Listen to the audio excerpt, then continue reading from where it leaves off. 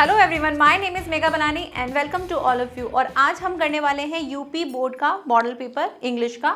और question paper जो इस तरह से है 3 आवर्स 15 मिनट्स आपको टाइम मिलेगा। 70 मार्क्स का आपका पेपर होने वाला है। जर्नल इंस्ट्रक्शंस क्या क्या दे रखे हैं। फर्स्ट दे रखा है कि 15 मिनट आपको मिलेंगे पढ़ने के लिए। जो भी आपको पेपर मिलेगा उसको 15 मिनट के लिए पढ़ने को मिलेगा, तो उसको अच्छी तरह से यूटिलाइज करना, देखना क्या क्या चीज़ें हैं, किस तरह से हमें पेपर को करना है। उसके बाद दे रखा है जो भी मार्क्स होंगे वो आपके क्वेश्चन के साइड में ही आपको दे रखे होंगे, इंडिकेट कर रखे होंगे। Read the questions very carefully, आपको अच्छे से ध्यान से पढ़ना है before you start answering them. उनको आंसर करने से पहले, लिखने से पहले आप उनको अच्छी तरह से देख लें। जैसे चॉइस वाले क्वेश्चंस होते हैं या जिसमें लिखा होता है एनी 2, एनी 5, एनी 3, तो वो आप जो क्वेश्चन है उसको अच्छे से पढ़ लेना। कहीं ऐसा ना हो कि क्वेश्चन पढ़ लिया, लिखे में क्वेश्चन 3 है और हमें सिर्फ ओनली 2 करने थे और एक हमने ऐसे ही कर दिया, तो उसमें टाइम भी वेस्ट होगा, मार्क्स तो वही मिलने हैं 2 के। तो इसीलिए ध्यान से क्वेश्चन पेपर को पढ़ना है और उसी के लिए आपको 15 मिनट्स गिवन है। ठीक है, स्टार्ट करते हैं पेपर को। सबसे पहले सेक्शन ए दे रखा है जिसमें रीडिंग पर्पज से है और उसमें आपको एक पैसेज मिलेगा जिस पैसेज के आपको क्वेश्चंस के आंसर्स देने हैं। तो पैसेज की प्रैक्टिस बहुत अच्छे से करना, क्योंकि पैसेज जो है वो बहुत ही ज़्यादा स्कोरिंग है, बहुत ज़्यादा टाइम, मतलब क्वेश्चंस के जो मार्किंग है वो बहुत ज़्यादा है। जैसे बाकी के पैसेज अभी तक हमने जितने भी बोर्ड्स के देखे तो वहाँ पर 1-1 मार्क्स के क्वेश्चन आते थे, लेकिन यहाँ पे एक पैसेज आएगा और वो एक पैसेज ही काफ़ी स्कोरिंग होगा। तो अच्छे से पैसेज को पढ़ के उनके क्वेश्चन के आंसर्स देने हैं। ठीक है, तो यहाँ पे आपको पैसेज दे रखा है और अनसीन पैसेज है ये। सबसे पहले आपको अगर पैसेज पढ़ना है तो आप पैसेज पढ़ लीजिए, अदरवाइज पहले क्वेश्चंस देख के फिर आप पैसेज पे स्विच करोगे तो आपको इजीली जल्दी से क्वेश्चन के आंसर्स भी मिल जाएंगे। तो क्वेश्चंस देखिए तो क्या क्या दे रखे हैं। फर्स्ट क्वेश्चन गिवन है, व्हाट ह्यूमन क्वालिटीज जो है do dolphins possesses according to the passage. क्या ऐसी ह्यूमन क्वालिटीज होती हैं जो डॉल्फिन के, मतलब इस पैसेज के अकॉर्डिंग डॉल्फिन्स में भी होती हैं, जो जैसी ह्यूमन में क्वालिटीज होती हैं वैसे ही डॉल्फिन्स में भी होती हैं। तो पहला क्वेश्चन ये दे रखा है, आप क्या करो, सीधा ये क्वालिटीज ह्यूमन, डॉल्फिन, इन सभी को मार्क कर लो। Okay, next. उसके बाद आपको देखना है नेक्स्ट क्वेश्चन क्या दे रखा है, व्हाई डू सम पीपल जो है argue that man is superior to dolphins. ऐसा क्यों आर्ग्यू करते हैं और कहते हैं कि जो ह्यूमंस है वो ज़्यादा सुपीरियर होते हैं डॉल्फिन्स, यानी उनसे ज़्यादा अच्छे होते हैं। तो ये दूसरा क्वेश्चन है हमारे लिए कि पीपल आर्ग्यू जो करते हैं कि सुपीरियर क्यों है डॉल्फिन से ज़्यादा। एक ये क्वेश्चन देखना हमको। नेक्स्ट है, find out a word in the passage which means perhaps. आपको यहाँ इस पैसेज में एक ऐसा वर्ड मिलेगा जिसका मीनिंग क्या होगा, परहैप्स के जैसा ही होगा। तो परहैप्स का मतलब क्या होता है, शायद। और उसी तरीके का हमको एक वर्ड जो है वो हमें पैसेज में देखना है जिसका मीनिंग भी क्या होगा, शायद ही होगा। नेक्स्ट क्वेश्चन नंबर डी दे रखा है, find out a word in a passage which is opposite of inferior. Inferior का ऑपोजिट क्या होगा, तो वो आपको यहीं पे ही पढ़ते हुए मिल जाएगा। इन्फीरियर का क्या होता है, सुपीरियर। तो इसका आंसर तो हमको मिल गया और ये क्वेश्चन नंबर 2, मतलब आंसर जो है उसके आपको 2 मार्क्स मिल जाएंगे। तो इन्फीरियर का क्या होता है, सुपीरियर। ये आंसर आप यहीं लिख सकते हो। नेक्स्ट, बाकी के जो 3 क्वेश्चन है उनको हम 1 बाय 1 करना शुरू करते हैं। ठीक है, फर्स्ट क्या दे रखा था, ह्यूमन क्वालिटीज जो है वो डॉल्फिन की possess according to the passage पूछा है। तो देखिए अब थोड़ा सा पैसेज पढ़ लेते हैं। पहले पैसेज को पढ़ के ऐसे मत देखना कि उसका बिल्कुल अच्छे से मीनिंग निकालना है, हमको सिर्फ पैसेज को पढ़ना है। एक छोटी सी अंडरस्टैंडिंग हमको क्रिएट करने की क्या क्या अंडरस्टैंडिंग है और क्या क्या पैसेज में बताया गया है। तो डॉल्फिन जो होती हैं रिगार्ड्स द फ्रेंडलिस्ट क्रिएचर होती हैं सी के लिए, मतलब समुद्र के लिए। और उनकी स्टोरी जो है वो भी क्या है, एक डूबते हुए सेलर, यानी कि ड्रॉनिंग मीन्स होता है डूबता हुआ, डूबते हुए सेलर। जो सेलर मतलब कि जो नाव को चलाने वाला नाविक जो होता है उसे कहा जाता है, have been become a since Roman times. यहाँ पर बताया गया है डॉल्फिन्स के अंदर जो है, the more we realise that their society is more complex than the people previously imagine. यहाँ पे क्या बताया है, दे लुक्ड आफ्टर। अब यहाँ से देखो, यहाँ से इसका आंसर आपको मिल जाएगा कि वो लुक आफ्टर करती हैं डॉल्फिन जो है when they are ill, care for pregnant mothers, protect the weakest in the community as we do. Some scientists have suggested that the dolphin have a language, but it is much more probable that they communicate with each other without needing words. यहाँ पे क्या क्या बताया गया है। अब यहाँ पे क्या है कि ह्यूमंस के अकॉर्डिंग वैसे ही उनकी क्या क्या करती हैं जैसे ह्यूमंस करते हैं। तो देखो, जैसे हम लोग देखभाल करते हैं जब कोई बीमार होता है, ठीक है, जब कोई प्रेग्नेंट होता है तो हम उसकी केयर करते हैं, ऐसे ही डॉल्फिन्स का भी नेचर होता है। वो भी क्या करते हैं, जब उनके जो डॉल्फिन्स के जो फैमिली के लोग जो होते हैं वो अगर बीमार हो जाते हैं तो वो उनकी केयर करते हैं। जो प्रेग्नेंट डॉल्फिन्स होती हैं उनकी केयर की जाती है। तो यहाँ से इसका आंसर आपको इजीली मिल जाएगा ठीक है, तो आंसर कहाँ से लिखना है, they look after other the dolphins when they this this this, यहाँ से लेके आप यहाँ तक लिखेंगे इसका आंसर, ठीक है। और यहाँ ये भी लिख सकते हो कि जो सम साइंटिस्ट जो है वो सजेस्ट करते हैं कि डॉल्फिन्स की लैंग्वेज होती है बट वो कम्युनिकेट कर लेती है बिना किसी वर्ड्स के, जैसे हम ह्यूमंस के लिए वर्ड्स की जरूरत होती है लेकिन वो बिना वर्ड्स के ही कम्युनिकेट कर लेती हैं। आंसर कैसे लिखना है उसको देखो, क्वेश्चन कैसे लिखा है, what human qualities do dolphin possesses according to the passage. तो लिखना human qualities do dolphin possesses, dolphins यहाँ पे देख जाए क्या लिखना, डॉल्फिन्स, ठीक है। डॉल्फिन्स क्या करती हैं, dolphins look after other dolphins when they are ill, care for pregnant mothers and protect the weakest in the community as we do, ठीक है। Some scientist have suggested that dolphin have a language but it is much more probable that they communicate with each other without needing words, ठीक है। तो यहां तक आप अपना answer जो है लिख लेना, किसका, फर्स्ट का, ठीक है। और अगर इसका आंसर आप यहां तक भी लिखोगे तो भी ठीक है, यहां से यहां तक भी लिखोगे तो भी ठीक है, लेकिन अगर लगता है कि नहीं थोड़ा सा एक्स्ट्रा लिख लेते हैं, 3 मार्क्स का है, तो आप यहां तक भी लिखोगे क्योंकि ये भी हमारे ह्यूमंस के अंदर क्वालिटी होती है, हम वर्ड्स को बोलते हैं लेकिन यहाँ पर उनको वर्ड्स की जरूरत नहीं पड़ती है। तो आप यहाँ तक भी लिखो तो भी ठीक है, ये भी लिख दो तो भी चल जाएगा, गलत नहीं होगा, लेकिन सही जो आप अगर एग्जैक्ट लिखना चाहो तो यहाँ से लेके यहाँ तक ही इस आंसर को लिखना। क्लियर। नेक्स्ट क्वेश्चन नंबर 2 था, why do some people argue that the man is superior to the dolphins. ऐसा क्यों कहा जाता है कि मैन जो है वो ज़्यादा सुपीरियर है डॉल्फिन से, यानी ज़्यादा पावरफुल, ज़्यादा अच्छे हैं, ज़्यादा मतलब एडवांस लेवल के मतलब क्यों है ह्यूमंस। तो उसके लिए देखो आगे पढ़ते हैं, यहाँ तक तो अभी हमको ऐसा कुछ नहीं दिखा था वर्ड, आगे बढ़ते हैं। Could any of these mammals be more intelligent then man. अब यहाँ पे पूछा गया कि क्या ऐसा कोई मैमल है जो मैन से ज़्यादा इंटेलिजेंट है। अब इसके ऊपर आर्ग्यू आ गया है, certainly the most common argument in favor of the man's superiority over them that we can kill them more easily than they can kill us। यहाँ पे हमको आंसर मिल रहा है is the least satisfactory। क्या पूछा गया है कि why do people argue that man is superior to dolphin। तो आप यहाँ पे अगर why से दे रखा है तो आप अपने आंसर को because के साथ लिख सकते हो। तो कैसे लिखोगे, some people are, अब यहाँ पे do दे रखा है ना, do means डू किसके लिए होता है, डू हमारे प्रेजेंट के लिए बता रहा है। तो आप इसमें भी क्या करोगे, जैसा टेंस दे रखा है वैसे टेंस में हमको अपने आंसर को लिखना है। तो लिखोगे सम पीपल, अब यहाँ पे आर्ग्यू डू दे रखा है तो आप इसको आर्ग्यू का ही आर्ग्यू रहने देना। Some people argue that man is superior to dolphins because, ठीक है, because man's superiority over them, they we can kill them more easily than they can kill us, ठीक है। यहां तक लिखना है सिर्फ। क्यों है, क्योंकि जो पीपल्स होते हैं, जो लोग होते हैं, मैंस जो होते हैं, man's is superiority over them that we can kill them the easily than they can kill us. हम क्या कर सकते हैं, हम डॉल्फिन को इजीली मार सकते हैं, जितना वो हमको मार सकते हैं उससे ज्यादा इजीली हम उनको मार सकते हैं। हमारे पास बहुत तरीके होते हैं मारने के लिए, तो इसीलिए मैंस जो होते हैं वो ज्यादा सुपीरियर होते हैं। क्लियर। नेक्स्ट क्वेश्चन क्या था, find out the word in the passage which means perhaps. Perhaps का मीनिंग क्या होता है, परहैप्स का मीनिंग होता है शायद, और ऐसा ही हमने कहाँ देखा था, मच मोर प्रोबेबल। प्रोबेबल का मतलब भी क्या होता है, शायद, ठीक है। तो यहां से इसका आंसर आ जाएगा प्रोबेबल, ठीक है। तो ये पैसेज कंप्लीट 3, 3, 2, 2। आपको अच्छे से इसकी प्रैक्टिस करनी है, इसी टाइप के पैसेज जो है आपको उठाने हैं, उनकी प्रैक्टिस करनी है। वर्ड्स को कैसे फाइंड करना है, हो सकता है आपको परहैप्स का मतलब नहीं समझ में आ रहा हो, भाई हाँ शायद होता है उसका मतलब, लेकिन परहैप्स का मतलब शायद है। और आप यहाँ से देखो कि मतलब ऐसे ही वर्ड मिलेगा, वैसे तो आपको इतना टफ वर्ड नहीं मिलेगा कि जिसका मीनिंग आपको नहीं पता हो। वो वर्ड आपने कभी ना कभी कहीं ना कहीं अपनी बुक में कहीं ना कहीं पढ़ा होगा, ऐसा ही वर्ड आपको मिलेगा। तो इसके लिए निश्चिंत रहो, कैसे मत सोचो कि अरे मैम पैसेज में कैसे आएगा अगर वो वर्ड का हमको मीनिंग ही नहीं आता होगा।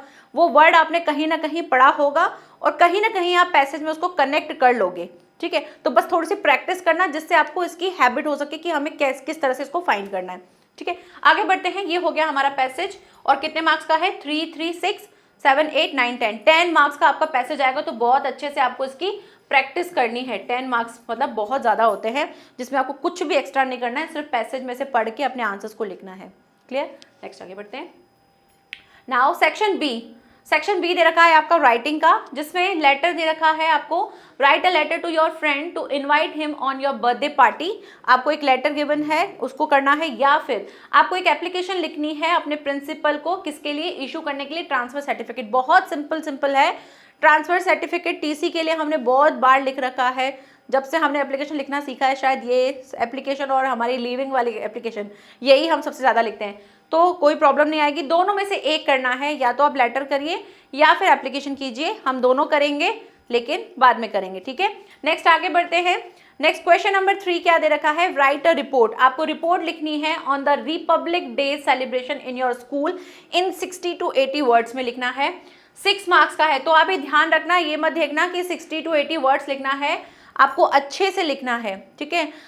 कम से कम एक पेपर जो है आपकी, जो भी आपको आंसर शीट मिलेगी लिखने के लिए, उसका एक पेपर तो अच्छे से लिखना, हो सके तो एक्स्ट्रा भी लिख देना, लेकिन उसमें ये 60-80 वर्ड्स पे मत जाना कि इतना सा लिख के छोड़ दो। अच्छे से पूरा पेपर अच्छे से करना, पूरे सारे पॉइंट जाना। और सबसे अच्छी चीज़ क्या है, आपको यहाँ पे पॉइंट्स गिवन है, ये आपको हाईलाइट के लिए पॉइंट्स दे रखे हैं, जिससे आपको सोचने में और एक स्ट्रक्चर बनाने में बहुत हेल्प मिलेगी, तो ये करना है। नेक्स्ट, या तो रिपोर्ट लिखनी है या फिर आर्टिकल लिखना है। तो right an article on the importance of the morning walk in about 60 to 80 words, ठीक है। इसमें भी आपको पॉइंट्स दे रखे हैं कि सबसे पहले आप इंट्रोडक्शन दीजिए, उसके बाद फ्रेश एयर के बारे में बताइए, keep active and happy all day, आप सारा टाइम हैप्पी रहते हो, और गुड फॉर स्टडीज़, हमारी स्टडी के लिए बहुत ज़्यादा हेल्पफुल होता है। और जब हम वॉक करते हैं तो क्या होता है, कंक्लूजन निकालोगे तो हमारा हेल्थ अच्छा रहता है, हम पॉजिटिवली सोच पाते हैं, और हम सारी चीज़ें जो हैं वो कंटिन्यूसली और बिना रुके और बहुत ज़्यादा प्रोफिशिएंसी के साथ उस काम को अच्छे से करते हैं, ठीक है। तो इस तरीके से आपको करना है। लेकिन पॉइंट क्या है, यहाँ पे दे रखा है रिपोर्ट, यहाँ दे रखा है आर्टिकल। इन दोनों में डिफरेंस क्या है, लिखने का तरीका बिल्कुल सेम होता है, लेकिन रिपोर्ट और आर्टिकल का एक जो पॉइंट है जो क्लियर नहीं होगा कि रिपोर्ट क्या होता है और आर्टिकल क्या होता है। तो समझो उस चीज़ को। रिपोर्ट क्या होता है, रिपोर्ट यानी कि आपने कोई चीज़ कहीं देखी जिसके तथ्य आप लिख रहे हो, मतलब वो चीज़ें ऐसे हवा वाली नहीं है, उसमें इमेजिन करने वाला कुछ नहीं है। आपने कोई चीज़ें जो कुछ फैक्ट्स हैं वो देखे हैं, वो अभी कुछ हुए हैं, उनके ऊपर जब हम कुछ लिखते हैं तो उसको हम रिपोर्ट कहते हैं। तो जब भी रिपोर्ट लिखी जाती है तो आप उसमें वो सारी चीज़ें बताते हो कि भाई ये किया था, ये किया था, ऐसा हुआ था, जो चीज़ घटित हुई थी, जिसके आपके पास फैक्ट्स हैं, मतलब हवाबाजी नहीं है, आपने वो सारी चीज़ें देखी हैं, उसको हम रिपोर्ट कहते हैं। तो कभी भी कोई टॉपिक आ जाता है तो कंफ्यूज हो जाते हैं कि ये टॉपिक रिपोर्ट और आर्टिकल में, इन दोनों में क्या डिफरेंस है। दोनों में कोई डिफरेंस नहीं है, बस जब हम लिखते हैं तो रिपोर्ट में क्या होता है, रिपोर्ट में हम जो भी हमारे फैक्चुअल्स, मतलब जिन पे तथ्य होते हैं, जो चीज़ें सही मायने में हुई होती हैं, उनके ऊपर लिखते हैं। और आर्टिकल क्या होता है, जब आप अपनी तरफ से कोई चीज़ ऐड करके उसके अंदर अपने बारे में अपने भाव बताते हैं, उसको हम आर्टिकल कहते हैं, ठीक है। तो रिपोर्ट तथ्य होते हैं, रियलिटी होती है, जो चीज़ रियल में आपने वो सारी चीज़ें की हैं उसको रिपोर्ट कहते हैं, और इसको आर्टिकल कहते हैं। दोनों हम देखेंगे अच्छे से बाद में, ठीक है। पहले हम जो भी पेपर में यहाँ पे करने वाला है उसको करके देन हम इन क्वेश्चन जो भी हमने छोड़े हैं उनको हम 1 by 1 करेंगे। क्लियर, आगे बढ़ते हैं। नेक्स्ट है सेक्शन सी। सेक्शन सी है ग्रामर का, जिसमें आपके 10 मार्क्स की ग्रामर आएगी। उसमें आपके पार्ट्स ऑफ स्पीच आ सकता है, आपका पैसिव आ सकता है, रीऑर्डरिंग आएगा, आपके एडिशनल जो स्पेलिंग होती है उसको कंप्लीट करने वाली चीज़ आएगी, और बाकी के जितने भी आपके टॉपिक्स हैं उन सभी से रिलेटेड ग्रामर से 10 मार्क्स के क्वेश्चन आएंगे, जिनको आपको बहुत अच्छे से करना है और बिल्कुल गलती नहीं करनी है। एक क्वेश्चन सही 1 नंबर मिल जाएगा, ठीक है। स्टार्ट करते हैं grammar section. First question number 4 दे रखा है, choose the correct option to the answer the following questions. आपको इसमें से सही आंसर बताना है। The old man came to me, identify the adjective. Adjective क्या होते हैं, जिनकी हम विशेषता बताते हैं, विशेषण जिनको हम हिंदी में कहते हैं, एडजेक्टिव बताना है। तो देखो यहाँ पे the old man came to me, तो यहाँ पे मी तो नहीं होगा, केम एक वर्ब होती है, द नहीं होगा, मैन एक नाउन होता है, ओल्ड, मैन कैसा है, ओल्ड, बूढ़ा है, ठीक है। तो ओल्ड यहां से क्या हो जाएगा, हमारा adjective. Clear. Next question number 4 का 2 क्या है, he is a hard working man, identify the verb. इसमें आपको आइडेंटिफाई करनी है वर्ब। वर्किंग इज हार्ड या मैन, तो क्या होगा, वर्किंग। वर्किंग होगा ना, नहीं, वर्किंग नहीं होगा।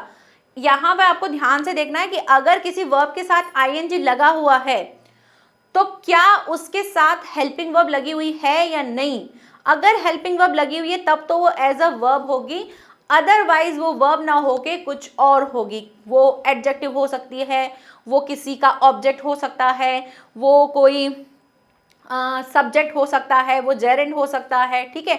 तो जब भी किसी वर्ब के साथ आईएनजी लगा हुआ है तो पहले आप क्रॉस चेक करो कि उस वर्ब की जो भी एक्शन वर्ब है जिसमें आईएनजी लगा हुआ है उससे पहले हेल्पिंग वर्ब लगी हुई है या नहीं है।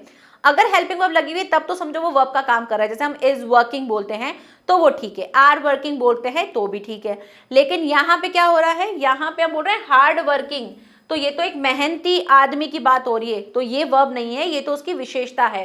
यहाँ पर क्या दे रखा है, इज, यहाँ से इज होगा ना कि वर्किंग, ठीक है। तो is a right answer, B is a right answer. Clear. Now next इसी टाइप के क्वेश्चन मिलेंगे आपको।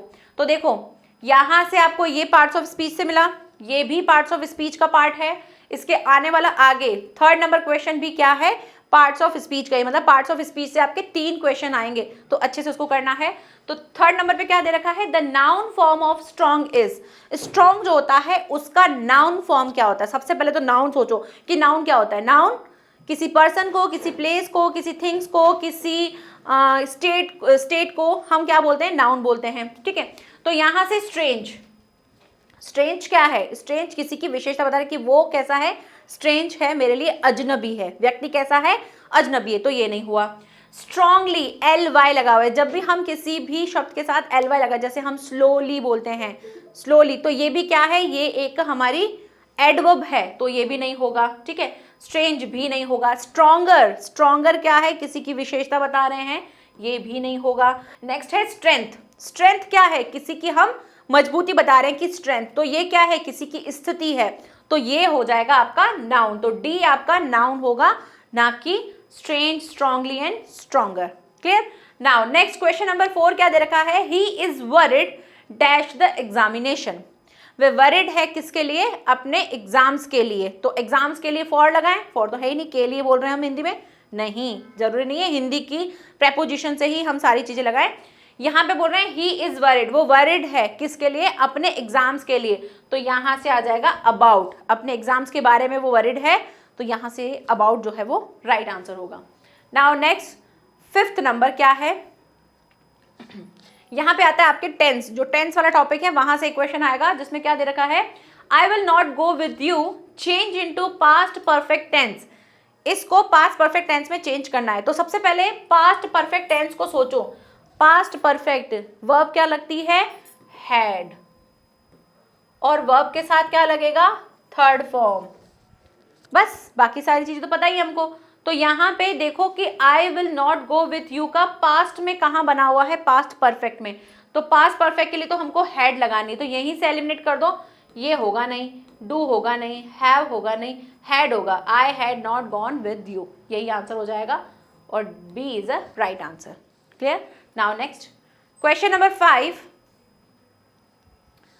Change the followings as directed in the brackets. आपको इनको चेंज करना है जो भी आपको ब्रैकेट्स में दे रखा है। फर्स्ट दे रखा है, Hari said to me why did you do it.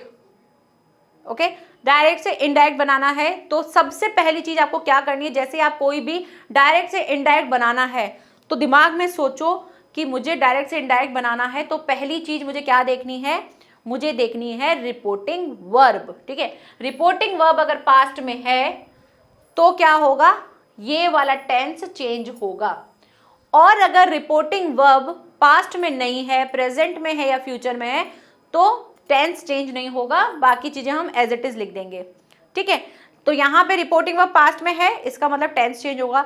दूसरा स्टेप आपको क्या देखना है कि मेरा जो इन्वर्टेड कॉमास के अंदर जो मेरा रिपोर्टेड स्पीच है वो कौन से टाइप का सेंटेंस है, मतलब कि वो सिंपल सेंटेंस है, वो इंपेरेटिव सेंटेंस है, वो इंटरोगेटिव सेंटेंस है। अगर इंटरोगेटिव सेंटेंस है तो उसमें कौन सा टाइप वाला है, हेल्पिंग वर्ब वाला है या WH वर्ड वाला है, ठीक है। तो यहाँ पे आपको थोड़ा सा रिकॉल भी हो जाएगा, अगर आपके डायरेक्ट इनडायरेक्ट थोड़े से भूल गए हो तो मैं रिवाइज भी करवा दूंगी थोड़े से, ताकि आपको पता चल जाए कि क्या क्या चीजें हो रही है। तो आपको सबसे पहले क्या देखना है, सबसे पहले तो ये देखना है कि वर्ब कौन सी है, तो पास्ट में होगी तो बाकी की कहानी आगे बढ़ेगी, अदरवाइज दैट लगा के हम एज इट इज जो भी हमको सेंटेंस मिलेगा उसको हम एज इट इज लिख देंगे। तो पहली चीज है रिपोर्टेड स्पीच, मतलब जो रिपोर्टिंग वर्ब है वो पास्ट में है तो इसका मतलब चेंज होगा, सारी कहानी चेंज होगी। दूसरी चीज देखनी है आपको, अगर क्या दे रखा है सेंटेंस, अगर इंट्रोगेटिव में दिया है ना, अभी अगर इंट्रोगेटिव में दिया है तो दो तरीके से चेंज होता है, एक आपका होता है हेल्पिंग वर्ब से और एक होता है WH वर्ड से। अगर हेल्पिंग वर्ब से होता है तो कहानी चेंज हो जाती है, क्या होता है, जो ये रिपोर्टिंग वर्ब है सेड टू, ये हो जाता है हमारा यहाँ पे आस्क्ड, ठीक है। और WH वर्ड में है तो अभी यहाँ पे क्या हो जाता है आस्क्ड। लेकिन जब हम इनके अंदर जो कंजक्शन लगाते हैं, जो जोड़ने का काम करते हैं, अगर हेल्पिंग वर्ब होती है तो हम क्या लगाते हैं, या तो इफ लगाते हैं या फिर वेदर लगाते हैं। लेकिन अगर WH वर्ड से है तो हम क्या करते हैं, जो WH वर्ड होता है उसे ही एज अ कंजक्शन लगा लेते हैं, ठीक है। तो ये चीज आपको समझ में आ गई। बाकी चीजें तो क्या है, पता है कि जैसा टेंस दे रखा है हमको चेंज करना है, तो कैसे चेंज करते हैं, जो प्रेजेंट होता है प्रेजेंट सिंपल पास्ट सिंपल में चेंज होता है, प्रेजेंट कंटिन्यूअस पास्ट कंटिन्यूअस में चेंज होता है, प्रेजेंट परफेक्ट पास्ट परफेक्ट में चेंज होता है, present perfect continuous past perfect continuous tense में चेंज होता है। उसके बाद आते हैं पास्ट पे, तो पास्ट में क्या है, पास्ट सिंपल वन स्विच करके पास्ट परफेक्ट पे, फिर past continuous past perfect continuous में चेंज होता है। और अगर फ्यूचर की बात करें तो फ्यूचर में विल और शैल होता है, जिसको हम वुड और शुड में करते हैं, और जितनी भी मॉडल वर्ब्स होती हैं उनको भी हम उनके पास्ट फॉर्म में ले लेते हैं। क्लियर। अब आगे देखो, इतना थोड़ा सा क्लियर हो जाएगा तो आपको समझ में आ जाएगा कि हाँ डायरेक्ट इनडायरेक्ट की ये वाली कहानी होती है, हमको अब आगे समझ में, ये छोटा सा रिवीजन है जो आपको बहुत हेल्प करेगा। नेक्स्ट अब आगे करना स्टार्ट करते हैं। तो सबसे पहले कैसे करेंगे, हरी सेड टू का बना देंगे आस्क्ड। अब ये आस्क्ड कब बनेगा, जब आपको पता होगा कि मेरा जो रिपोर्टेड स्पीच है वो कौन से सेंटेंस में, मतलब कौन से सेंटेंस में है। इंपेरेटिव होगा तो चेंज होगा अलग तरीके से। इंपेरेटिव में क्या होता है, इंपेरेटिव में आपके सेंटेंस के फील से पता चलता है। जैसे अगर आप किसी सेंटेंस में प्लीज लगा के बोल रहे हो तो वो रिक्वेस्टेड होगा, तो यहाँ पे हम रिक्वेस्टेड लगाएंगे। अगर ऑर्डर्ड लग रहा होगा तो ऑर्डर्ड लगाएंगे, अगर एडवाइस लग रहा होगा तो एडवाइस्ड लगाएंगे। तो ये चीज आपको ध्यान रखनी है। तो आस्क्ड हो जाएगा हरी आस्क्ड मी। अब कंजक्शन हम क्या लगाएंगे, अगर यहाँ पे हेल्पिंग वर्ब से होता यानी डिड से शुरू होता तब तो हम इफ लगाते, लेकिन WH वर्ड से यूज हो रहा है तो हम इसी WH वर्ड को एज अ कंजक्शन लगा देंगे वाई। वाई के बाद क्या होता है, जो भी आपका इंटरोगेटिव क्वेश्चन होता है जब उसको डायरेक्ट से इनडायरेक्ट में बनाते हैं तो हम उसको सिंपल सेंटेंस में बनाते हैं, ठीक है। तो यहाँ से यू क्या है, हमारा सेकेंड पर्सन है। यू किससे चेंज होता है, ऑब्जेक्ट से, तो गया इसके पास क्या बनेगा, मी का बन जाएगा आई। कौन सा टेंस है ये, डिड। पास्ट, पास्ट किस में चेंज होता है, पास्ट परफेक्ट में। तो पास्ट परफेक्ट में हम क्या लगाते हैं, हैड लगाते हैं और वर्ब की थर्ड फॉर्म लगाते हैं। तो हम लगा देंगे यहाँ पे आई हैड, वर्ब क्या दे रखी है यहाँ पे डू का बन जाएगा डन, और लगा देंगे फुल स्टॉप, क्योंकि क्वेश्चन मार्क नहीं लगाएंगे हम, इसको क्वेश्चन को सिंपल सेंटेंस में बनाते हैं। क्लियर। नाउ नेक्स्ट क्या है, who is writing a letter change into passive voice.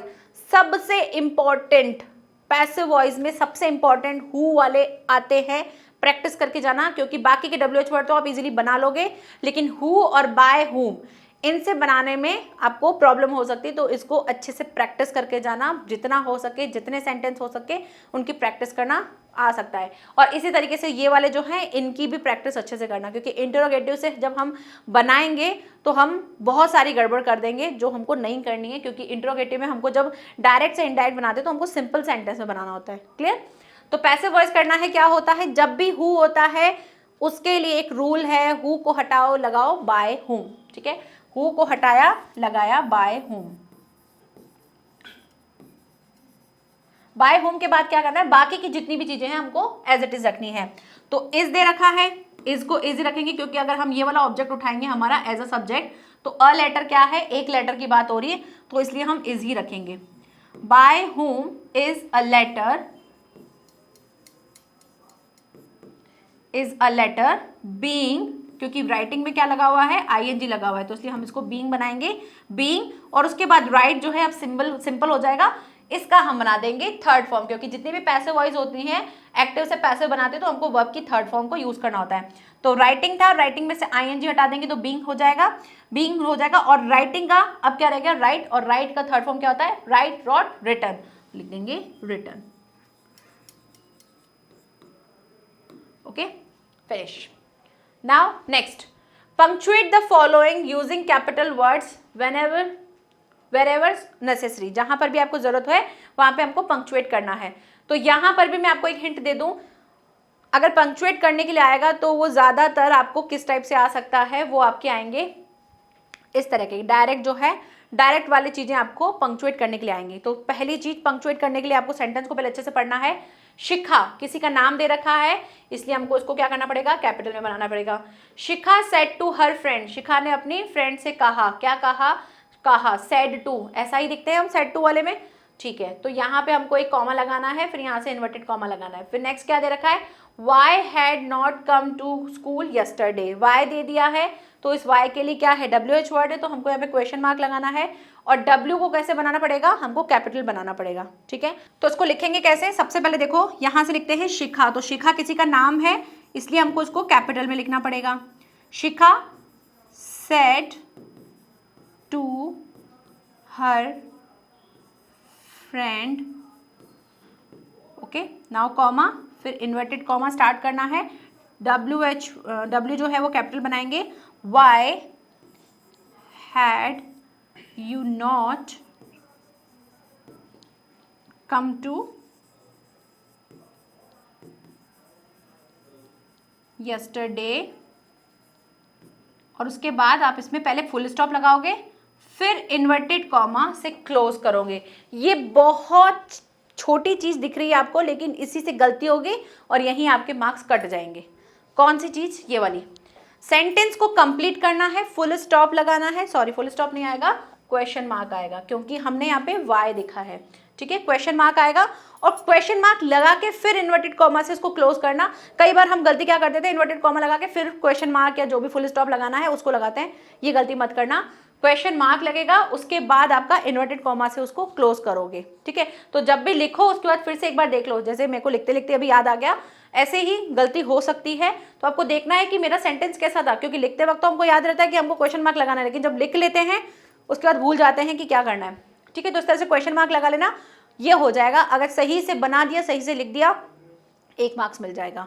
तो कहाँ गलती होगी वो देख, मैंने आपको बता दी कि जहां पे भी आपको सेंटेंस कंप्लीट हो रहा है तो सेंटेंस कंप्लीट करो, फिर चाहे वो एक्सक्लेमेशन मार्क वाला हो, चाहे वो क्वेश्चन मार्क हो, चाहे फुल स्टॉप हो, उन सबको लगा के फिर आप इन्वर्टेड कॉमा लगाना। क्लियर।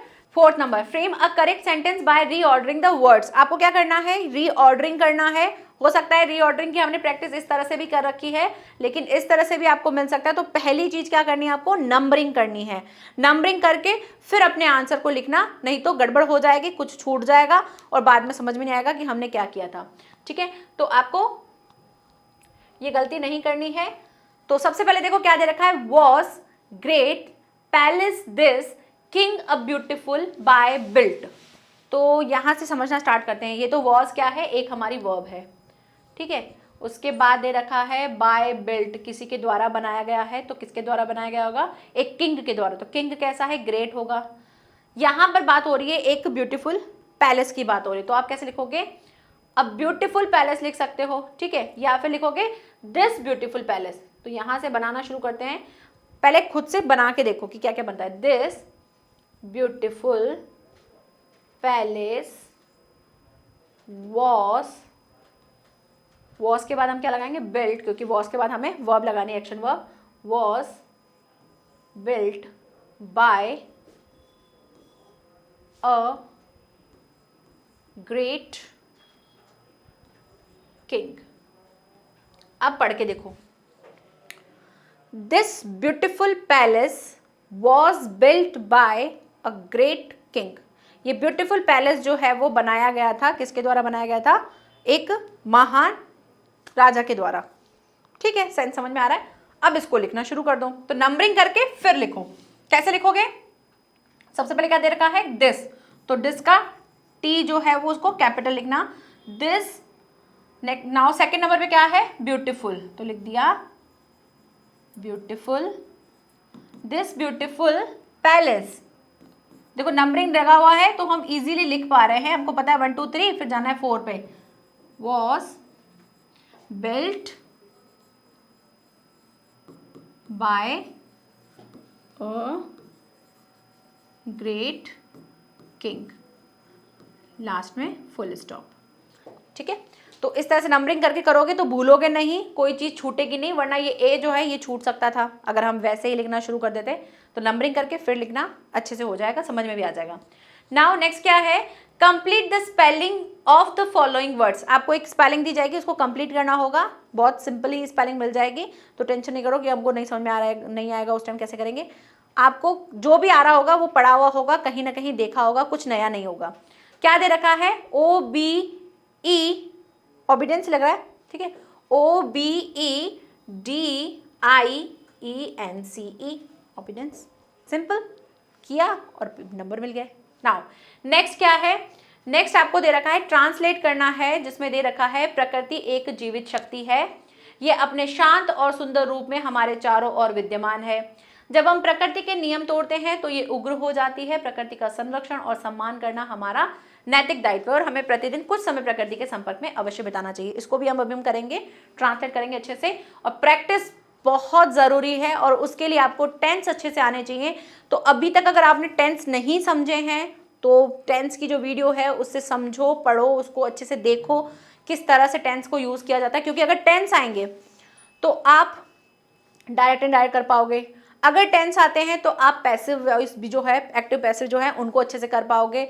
अगर टेंस आएगा तो आप ट्रांसलेशन अच्छे से कर पाओगे। अगर आपको टेंस आते होंगे तो आप क्वेश्चन के आंसर्स जो हैं वो अच्छी तरह से लिख पाओगे, और राइटिंग का कोई भी चीज़ है आप उसको अच्छे से लिख पाओगे। तो अगर टेंस अच्छे से आते हैं तो काफ़ी चीज़ें सॉर्टेड हो जाएंगी, इसलिए टेंस को अच्छे से पक्के से कर लेना, उसकी प्रैक्टिस कर लेना, ठीक है। वो टेंस ऐसे बिल्कुल सामने से बिल्कुल टेंस से रिलेटेड क्वेश्चन नहीं आएगा, लेकिन पूरी चीज़ जो है वो टेंस के साथ ही है। तो टेंस अच्छे से आएंगे तो आप इसको आराम से कर लोगे, और 5 मार्क्स का है, बहुत इंपॉर्टेंट है, तो प्रैक्टिस कर लेना। क्लियर, अभी हम करेंगे इसको बाद में।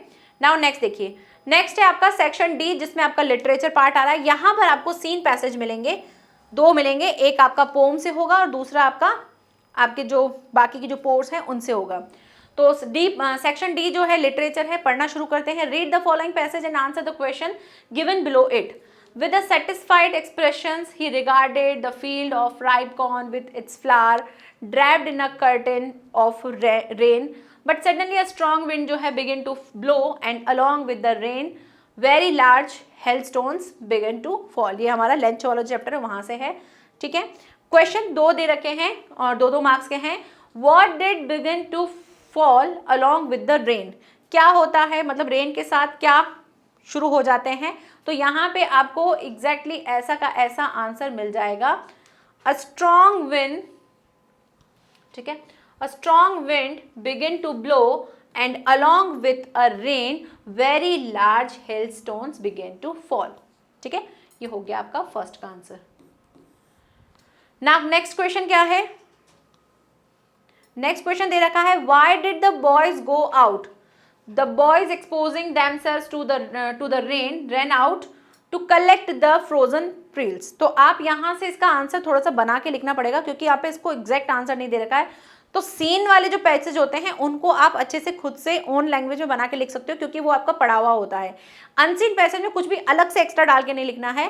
सीन में हम कर सकते हैं थोड़ा बहुत, क्योंकि हमारा सीन जो है वो पढ़ा हुआ है, चैप्टर के अंदर से ही कहीं आया हुआ है, तो हम उसको अच्छे से कर सकते हैं। नेक्स्ट क्वेश्चन क्या है, why did the boys go out? Boys जो है वो बाहर क्यों आए थे? तो इस आंसर को आप 2 तरीके से लिख सकते हो। एक तो बिल्कुल अगर आपको नहीं समझ में आ रहा कि मैम हमको तो सिंपल लिखना है, तो उसको कैसे लिख सकते हो, और अगर थोड़ा सा बना के लिखोगे, अच्छे से लिखना है, वो भी बता दूंगी। तो देखो क्या करना, सबसे पहले सिंपल वाला देख लेते हैं। Why did the boys go out? क्यों आए थे, क्योंकि करके ऐसे बोलते हैं ना, तो आप कैसे बनाओगे, द बॉयज। उसके बाद देखो टेंस कौन सा है, डिड दे रखा है, तो डिड में क्या करते हैं, पास्ट है, तो पास्ट में ही हमको अपने आंसर को लिखना होगा। तो गो को हम क्या बना देंगे, गो डिड जैसा है, तो गो की सेकंड फॉर्म आ जाएगी और बना देंगे वेंट। तो लिखना द बॉयज वेंट, ठीक है, the boys went out to collect the frozen pearls, ठीक है। फ्रोजन पर्ल्स जो हैं उनको कलेक्ट करने के लिए आए थे। नेक्स्ट क्वेश्चन जो है, अगर आप इसको और अच्छे से बना के लिखना चाहते हो तो आप कैसे लिखोगे, तो लिखना the boys went out because, ठीक है। इसको लिखना कैसे, द बॉयज, मैं यहां लिख देती हूं, the boys went out because, because के बाद कैसे करना, इसको आप थोड़ा सा नीचे कर लो, बिकॉज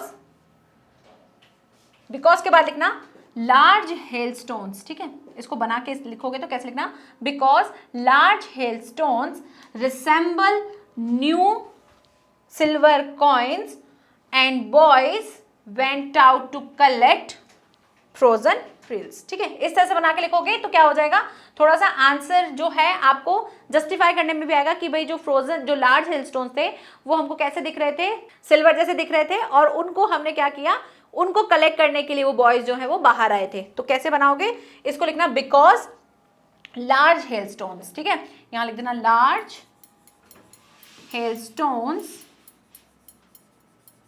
रिसेंबल, जरूर लिखना, रिसेंबल का मीनिंग क्या होता है, मिलते जुलते हैं, मिल रहे थे किससे, न्यू कॉइन्स जो हैं उनके जैसे। तो लिखना hailstones resemble new silver coin, so boys to collect frozen frills, ठीक है, सो जरूर लिखना, सो इसलिए इस तरह से आप लिखोगे तो ये भी आंसर है। तो दोनों तरीके से आंसर है, दोनों आंसर ठीक है, लेकिन थोड़ा सा अच्छे से बना के लिखने के लिए आपको थोड़ा सा जो शब्द होते हैं उनको जोड़ के एक अच्छे से सेंटेंस बना के लिखना है।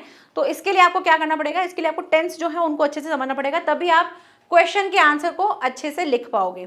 ओके, नाउ नेक्स्ट 8 नंबर क्या दे रखा है, answer one of the following question in about 60 words. आपको 60 वर्ड्स में जो है इन क्वेश्चंस के आंसर्स देने हैं, 2 क्वेश्चन है, करना क्या है, आंसर 1 सिर्फ और सिर्फ एक ही करना है। तो इस चीज पे फोकस करना, दोनों करने मत बैठ जाना, टाइम भी वेस्ट हो जाएगा और फिर मतलब भी नहीं है, जैसे फिर बाकी के जो क्वेश्चन है वो छूट जाएंगे।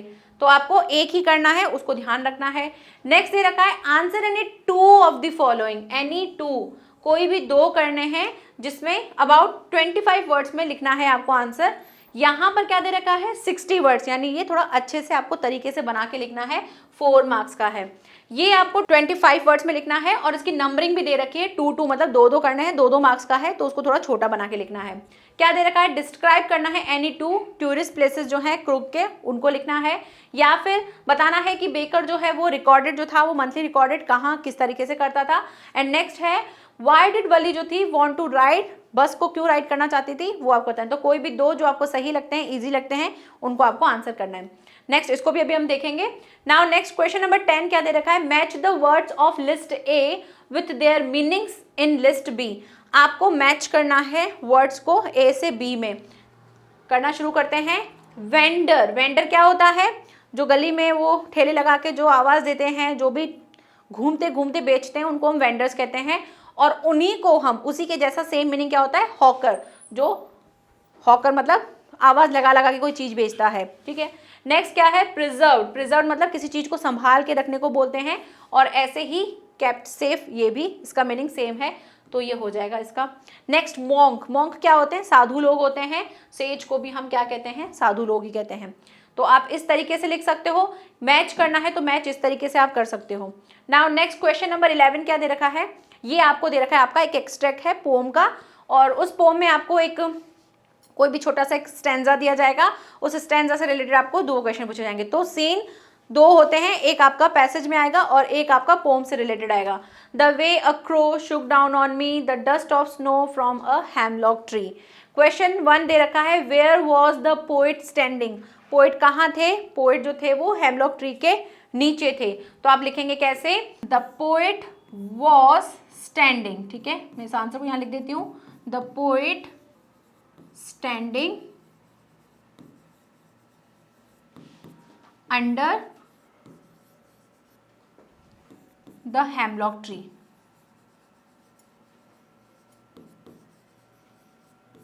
ओके, ठीक है। नेक्स्ट है point out the rhyming words in the stanza.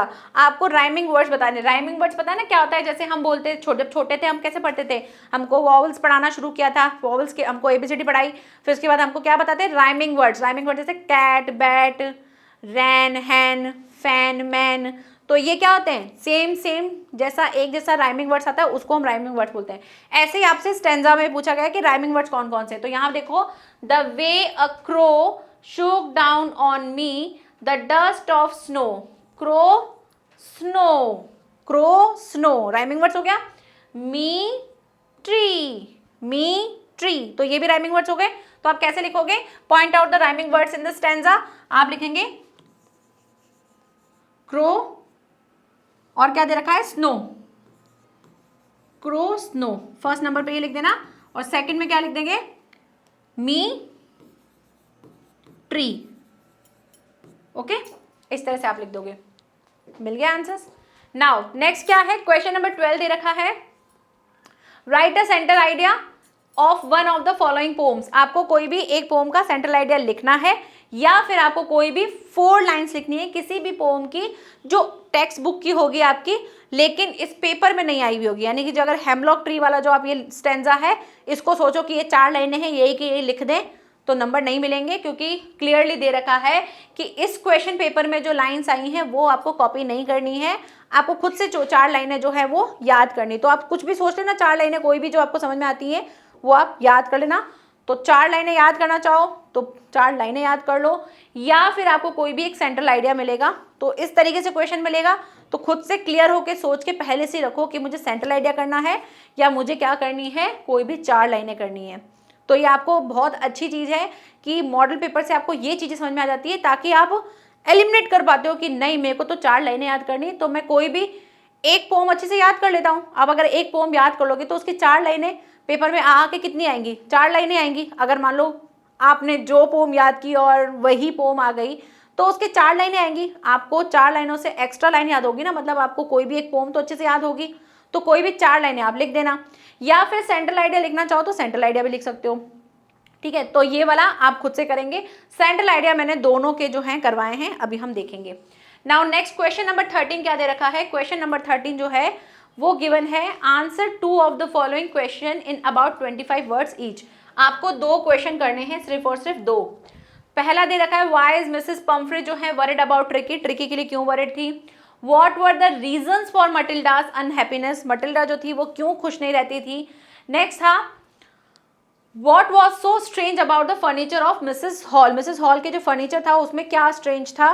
ठीक है, नाउ क्वेश्चन नंबर 14, इसमें आपको कोई भी एक क्वेश्चन करना है, ओनली 1। या तो आपको एक कैरेक्टर स्केच लिखना है, किसी का भी कैरेक्टर स्केच आ सकता है, तो आप लिखना सीख लेना कि कैसे लिखते हैं, वो मैं सिखा दूंगी। बाकी आपको कैरेक्टर के बारे में पता होगा, टेंस के वाइज उसको जोड़ जोड़ के लिख देना। ठीक है, तो यहाँ पे भोली के लिए पूछा गया है, या तो भोली का आपको कैरेक्टर स्केच बताना है, या फिर नेक्स्ट क्वेश्चन है जो हाउ डिड एब्राइड जो थे discovered N unknown insect hormone, एक इंसेक्ट के अननोन हार्मोन जो था उसके बारे में उन्होंने कैसे पता लगाया, उसके बारे में बताना है। तो दोनों में से एक करना है, कैरेक्टर स्केच करना है, या फिर ये कर सकते हो। नाउ क्वेश्चन नंबर 15 क्या दे रखा है, ये भी हम सारे करेंगे। 15 क्या दे रखा है, point out the true and falls in the following statement. आपको ट्रू और फॉल्स लिखना है, तो करोगे कैसे, जो भी दे रखा है सीधा मत लिख देना, आंसर शीट में लिख दिया ट्रू, नहीं, पूरा सेंटेंस लिखना, उसके बाद आप लिखना ट्रू, फिर पूरा सेंटेंस लिखना, देखना कि क्या है, फॉल्स है या ट्रू है, उसके अकॉर्डिंग। ऐसे ट्रू फॉल्स मत लिख देना, अच्छे से प्रेजेंटेबल होकर अपने आंसर को लिखना। क्या दे रखा है, Matilda always remained happy, Matilda जो थी वो हमेशा खुश दिखाई देती थी, नहीं, तो ये हो जाएगा यहाँ पे फॉल्स, क्योंकि वो हमेशा दुखी रहती थी, उसको बस ये लगता था कि मैं इतनी प्रिटी हूँ, बहुत यंग थी वो, बहुत प्रिटी थी, लेकिन उसका जो जिसके साथ शादी हुई थी वो बहुत ही मामूली से क्या था, क्लर्क था, तो इसलिए वो ऑलवेज हैप्पी नहीं रहती थी, ऑलवेज वो सैड ही रहती थी। जेम्स हैरिट जो थे वॉज अ वेटरनरी सर्जन, बिल्कुल वो सर्जन थे, एक जंतुओं के चिकित्सक थे, तो यस, तो यहाँ से आ जाएगा ट्रू। नाउ नेक्स्ट क्वेश्चन क्या है, आपको बी सेक्शन में क्या दे रखा है, select the most suitable alternative जो है वो कंप्लीट करने हैं following the statement. Griffin was, Griffin कौन था, एक शॉपकीपर, लैंडलॉर्ड, साइंटिस्ट या फिर क्लर्जीमैन, तो वो एक साइंटिस्ट था। ठीक है, एक साइंटिस्ट था। नाउ नेक्स्ट क्वेश्चन दे रखा है, Ramlal eldest daughter was, Ramlal की जो एल्डेस्ट मतलब क्या होता है, सबसे बड़ी बेटी। Now second is Ramlal eldest daughter was, Ramlal की एल्डेस्ट डॉटर, एल्डेस्ट मतलब सबसे बड़ी डॉटर जो थी वो कौन थी। तो आपको थोड़ा सा मैं बता दूं कौन सा चैप्टर है ये भोली वाला चैप्टर है, जिसमें रामलाल के 7 बच्चे थे, जिसमें से उसकी लड़कियां थी। तो पहली लड़की थी जिसका नाम था राधा, सबसे बड़ी नाम जो बेटी थी उसका नाम था राधा, दूसरी का नाम था मंगला, तीसरी का नाम था चंपा, चौथी का नाम क्या था, भोली। ठीक है, तो यहाँ पे सुलेखा, सुलेखा तो भोली का ही नाम था, लेकिन वो थोड़ी भोली थी इसलिए उसको सब लोग भोली भोली बोलते थे। तो सुलेखा भोली तो दोनों एक ही हैं, तो इनको तो कट कर देते हैं। राधा और मंगला, राधा जो थी सबसे बड़ी थी जिसकी शादी हो चुकी थी, मंगला जो थी जिसका जो शादी जो है उसकी पक्की हो चुकी थी कि भाई हाँ इसकी शादी होने वाली है, शादी हुई नहीं थी लेकिन पक्की हो गई थी। तो राधा सबसे बड़ी थी, तो यहाँ से ये राइट आंसर है। ऐसे ही पूछा जा सकता है एल्डेस्ट की जगह यंगेस्ट सबसे छोटी जो थी वो कौन थी, वो थी हमारी भोली। तो यहाँ पे ऑप्शन चेंज होकर भोली आ सकता है, फिर सुलेखा हट के कुछ और आ जाएगा। तो इस तरीके से आपको देखना है, पूरा चैप्टर की समरी आपको याद रहनी चाहिए। समरी याद रहेगी तो आप इजीली अपने क्वेश्चन के आंसर्स को अच्छे से लिख लोगे। स्टार्ट करते हैं, अब जो रह गए हमारे उन सभी को स्टार्ट करते हैं, ठीक है। फर्स्ट हम देखते हैं सेक्शन बी जो राइटिंग पार्ट था, write a letter to your friend to invite him on your birthday party. फिर हम उसके बाद एप्लीकेशन भी देखेंगे, ठीक है। तो फर्स्ट दे रखा है, अगर आपको इनफॉर्मल लेटर लिखना है तो सबसे पहले आप जो भी सेंडर है उसका एड्रेस लिखा जाता है, तो लिख देंगे B70 पिंक गार्डन और इंदिरापुरी कॉलोनी जयपुर। उसके बाद आपको एक लाइन छोड़नी है, देन आपने डेट लिखा, फिर आपको एक लाइन छोड़नी है, माय डियर वर्षा, अपने फ्रेंड को लिख रहे हो, नाम गिवन है तो नाम लिख देना, अगर गिवन नहीं हो तो खुद से कुछ भी नाम लिख देना। मेरी फ्रेंड जो है वर्षा मेरी बेस्ट फ्रेंड है तो मैंने उसका नाम लिखा है। उसके बाद आपको एक लाइन फिर से छोड़नी है। उसके बाद स्टार्ट करते हैं हमारा लेटर। क्या दे रखा है, सबसे पहले वही एक लाइन तो आप अच्छे से रट के रखो, चाहे आप उसमें उसको मॉडिफाई करते रहो, कुछ उसको और कुछ कुछ कुछ कुछ लिखते रहो, बट एक लाइन जो है वो सेट रखो। अगर किसी से हालचाल वाली चीज़ अगर पूछ के रखनी है तो कैसे लिखेंगे, I am happy here and I hope you to be the same there, ठीक है। ये लाइन तो आप समझ के रखो कि अगर इनफॉर्मल लेटर आता है और हम जस्ट किसी से हालचाल पूछने वाली चीज़ कर रहे हैं तो हम इस तरीके से करेंगे। Now you will be happy to know that 30th March is my birthday, और सही में 30 मार्च को मेरा बर्थडे है ठीक है। तो बर्थडे के लिए इनवाइट करना था तो मैंने अपनी डेट ही डाल दी, अपने बर्थडे डेट। तो 30 मार्च को जो मैं है मेरा बर्थडे है। It is my 18th birthday, लेकिन मेरा 18th बर्थडे नहीं है, मैं 18 साल की नहीं हूँ, अपनी एज नहीं बताती थी इसलिए मैंने 18 ही डाल दिया। तो it is my 18th birthday, ठीक है, 18वां बर्थडे है मेरा। My family wish to celebrate it with a great pomp and show, मेरी जो फैमिली है वो इसको किस तरह से मनाना चाहती है, बहुत ही साज सज्जा से और बहुत ही अच्छी तरीके से, बढ़िया तरीके से इसको मनाना चाहती है। The venue for the party is my residence, मेरा जो पार्टी का जो वेन्यू है, जो जगह है, जो स्थान है वो क्या है, मेरा रेजिडेंसी है जो इंदिरापुरी कॉलोनी है उसी में। एट द पार्टी जो है वो स्टार्ट होगी कितनी बजे, 7 PM with cake cutting followed by the games, dance and finally dinner. तो बता दिया आपने इनडायरेक्टली, जिसको भी आप इनवाइट करो अपने फ्रेंड को तो उसको बता दिया आपने कि भाई ये सारी चीज़ें होंगी, तो सामने वाला माइंड सेट करके आएगा कि हाँ भाई बुलाया है, खाना वाना सब होगा, केक होगा, डांस होगा, एंजॉय होगा। क्योंकि अगर आप किसी को इन्वाइट कर रहे हो अपने फ्रेंड को, तो अगर वो आएगा तो अपने घर पे भी बता के आएगा ना, तो अपने घर पे क्या क्या बता सकता है वो सारी चीज़ें आपको मतलब आपको अपने माइंड में ये सोच के चलना है। जब भी आप लेटर लिखो, चाहे किसी को भी लेटर लिखो, ये सोच के चलो कि लेटर एक तरह से समझो, अगर मुझे कोई लेटर लिख रहा है तो मुझे क्या क्या जानना होगा। मतलब अगर कोई भी एक टॉपिक लेते हो तो उस टॉपिक पे आपको क्या क्या पता होना चाहिए उसके बारे में, तो वही चीज़ सोच के आपको लेटर लिखना है। ये मत सोच के लिखना, जब लेटर लिखो तो ये मत सोच के लिखना कि मुझे तो लेटर लिखना है सामने वाले को इन्वाइट करने के लिए, नहीं। आपको ऐसे सोच के लिखना है कि जिसको मैं लेटर दे रहा हूँ तो वो जब लेटर पढ़ेगा तो उसके मन में क्या क्या क्वेश्चंस आ सकते हैं, यानी उसकी जगह अपने आप को रख के फिर लेटर सोचो कि मुझे क्या क्या लिखना है। तो जब आप किसी अपने फ्रेंड को भेजोगे तो वो भी अपने घर पे परमिशन लेगा, अपने घर वालों को पूरा बताएगा कि भाई पार्टी इस जगह हो रही है, इतनी बजे होगी, ये सारी चीज़ें होंगी। तो घर वाले मतलब टाइम का कैलकुलेशन करेंगे कि हाँ भाई बच्चा इतनी बजे जाएगा, इतना सब कुछ एक्टिविटी होगी तो इतना टाइम लग जाएगा। तो सामने वाले को इन्फॉर्मेशन जो है वो कंप्लीट मिलनी चाहिए। तो इस तरीके से आपको अपने लेटर को लिखना है। नाउ नेक्स्ट क्या है, अब आगे आप उसको कंक्लूजन निकालोगे, उसको बोलोगे कि I will be happy pleased if you can join us for the occasion. इस ओकेजन को अगर आप लोगे तो इस ओकेजन को अगर आप ज्वाइन करोगे तो मुझे बहुत प्रसन्नता होगी। I am looking forward to your company, your presence will make the occasion even more cherish for me. ये जो ओकेजन है इसमें अगर आप प्रेजेंट रहोगे तो इससे मुझे बहुत खुशी होगी। योर अफेक्शनेटली मेघा, ठीक है। तो इस तरीके से आपको अपना जो इनफॉर्मल लेटर है ये लिखना है। तो मेरी फ्रेंड है, बेस्ट फ्रेंड वर्षा, मैंने उसी के लिए लिखा है। बर्थडे जो है 30 मार्च को मेरा बर्थडे ही है, बस हाँ मैं 18 साल की नहीं हूँ, ये इन्फॉर्मेशन थोड़ी सी अलग है। नाउ नेक्स्ट जो है टीसी के लिए, उसको कैसे लिखोगे आप, टू द प्रिंसिपल। जो भी आपका स्कूल गिवन है, आपको नेम दे रखा है तो आप उसमें डालिए, अदरवाइज कोई भी नाम लिख देना, गवर्नमेंट सीनियर सेकेंडरी यही डाल देना। अगर आपको कुछ नहीं समझ में आना ना, इस टाइप से डाल देना, क्योंकि कोई किसी की कोई और चीज़ तो लिख नहीं रहा, गवर्नमेंट सीनियर सेकेंडरी स्कूल लिख के और कोई भी जो जगह है उसका नाम लिख दो, जैसे कोटा या कोई और भी। सब्जेक्ट क्या लिखोगे, एप्लीकेशन फॉर ट्रांसफर सर्टिफिकेट, किसके लिए एप्लीकेशन लिख रहे हो, सब्जेक्ट लिखना है। देन आपको सैल्यूटेशन लिखना है सर, या तो रेस्पेक्टेड सर लिखो या फिर रेस्पेक्टेड मैम लिखो, सर लिख के फिर अगर आप यहाँ पे रेस्पेक्टफुली लिख रहे हो तो बात एक ही है। Respectfully I say that I am a student of your school, my father is a clerk in a State Bank of India, he has been transferred to Jaisalmer, our family will go to Jaisalmer with him, हमारी family जो है वो जैसलमेर जाएगी उनके साथ। Therefore, इसीलिए, therefore का मतलब क्या होता है, इसीलिए। जब भी आप अपने आंसर्स को भी लिखते हो ना, तो ये ऐसे ऐसे वर्ड्स जो हैं उनको पकड़ के चला करो, जिससे क्या होता है आपको राइटिंग करने में बहुत हेल्प मिलेगी। देयरफॉर का मतलब होता है इसीलिए।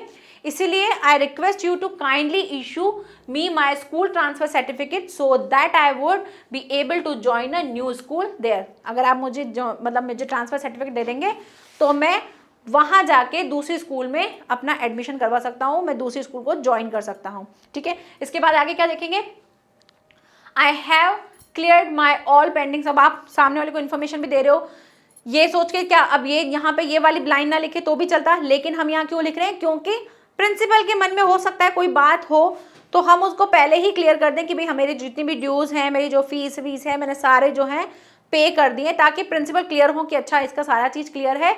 नहीं तो क्या होगा, वो फिर से एक हमको लेटर भेजेंगे कि आपके जो ड्यूज़ हैं, ये चीज़ें हैं, वो चीज़ें हैं, उनको अगर आपने जब नहीं करवाया है, डिपॉजिट नहीं कराया तो प्लीज़ उसको डिपॉजिट कराइए।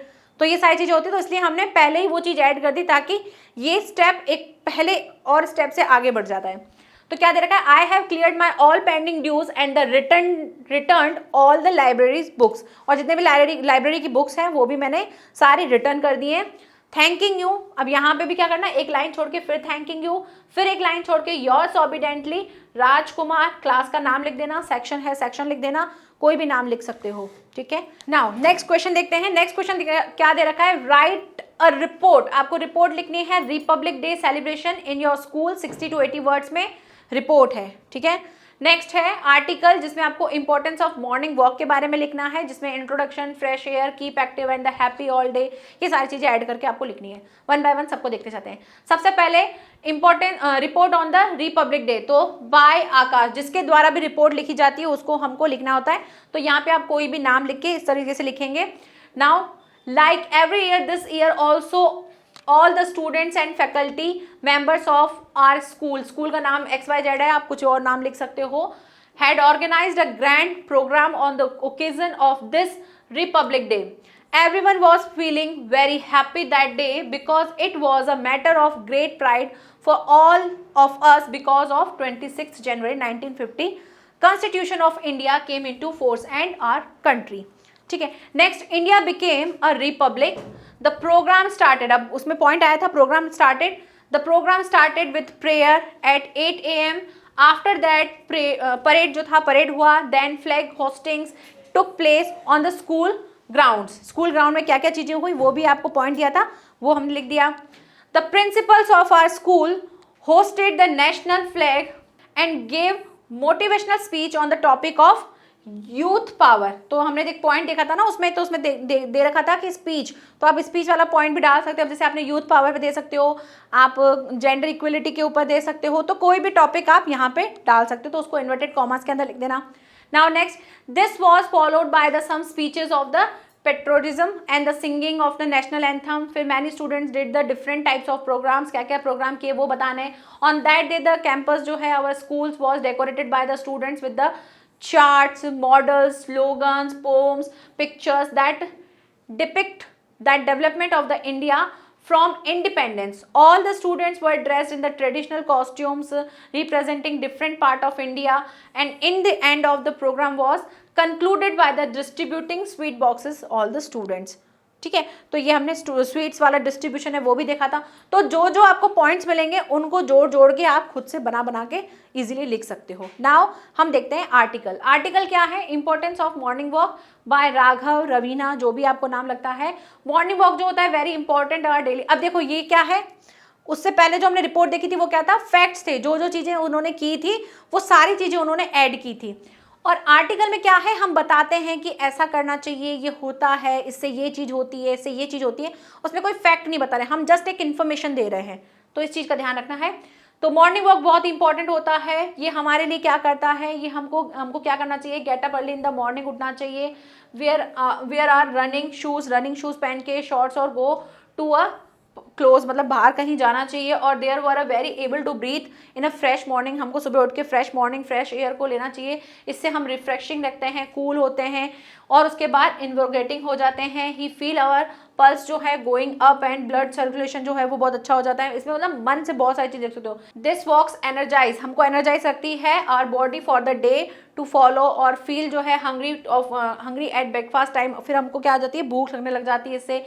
It has been the observed that people who go for regular morning, जो रेगुलर मॉर्निंग जाते हैं वो क्या कर सकते हैं, फोकस रख पाते हैं, उनके अंदर जो रिटेंशन एबिलिटी है, मतलब धारण करने की जो क्षमता है वो बेटर हो जाती है उन लोगों से जो मॉर्निंग वॉक पे नहीं जाते हैं। They also stay active through out the day, और जो भी लोग मॉर्निंग वॉक पे जाते हैं या जो लोग भी मॉर्निंग वॉक को इंजॉय करते हैं, उनको पूरे दिन में जो है वो बहुत एनर्जेटिक फील करते हैं, वो सारी चीज़ें क्या होते हैं, इजीली अच्छे से कर पाते हैं। अब आप इसमें बहुत सारी चीज़ें डाल सकते हो, हम हेल्दी रह सकते हैं, हम किसी भी चीज़ को जल्दी से क्योर कर, मतलब उसको उस चीज़ से जल्दी से दूर हो सकते हैं, हेल्दी रहते हैं, हेल्दी खाना खाते हैं, हम माइंड जो है हमारा हेल्दी होता है, हम हर एक चीज़ को पॉजिटिव वे में सोच पाते हैं। तो बहुत सारी चीज़ें आप मॉर्निंग वॉक पे अपने साथ ऐड ऑन कर सकते हो इसमें। क्लियर?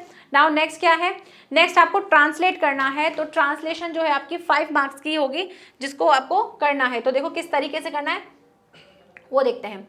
सबसे पहले क्या दे रखा है, प्रकृति एक जीवित शक्ति है। तो पहले देखो टेंस पहचानो क्या है, मतलब कि प्रेजेंट की बात हो रही है। तो प्रकृति को हम क्या कहते हैं, नेचर इज एक बोला है ना, एक, नेचर इज अ लिविंग, जीवित को बोलते हैं लिविंग फोर्स। नाउ यह अपने शांत और सुंदर रूप में हमारे चारों ओर विद्यमान है। तो यह है, मतलब नेचर के बारे में बात करें तो नेचर के लिए आप क्या लिख सकते हो, इट लिख सकते हो। तो सबसे पहले आपको सब्जेक्ट उठाना है, वर्ब उठानी है, और उसके बाद ट्रांसलेशन उठाओ पीछे से। जिस किसी को भी ट्रांसलेशन में प्रॉब्लम आती है वो इस तरीके से करके देखना, आपको बहुत अच्छे से चीज़ समझ में आएगी, और आपको बहुत हद तक आपको प्रैक्टिस हो, अगर आप प्रैक्टिस करोगे तो बहुत हद तक आप इस चीज़ को सॉल्व कर लोगे कि हाँ मुझे ट्रांसलेट कैसे करना है।